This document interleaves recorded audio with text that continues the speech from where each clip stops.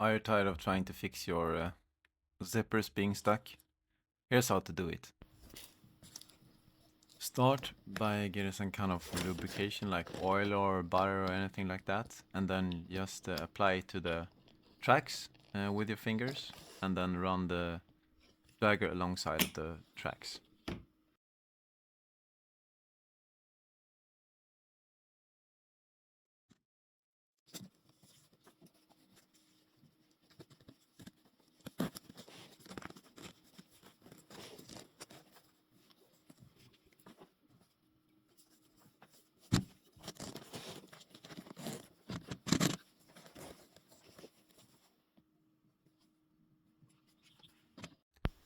And when that is done, you should have a brand new zipper.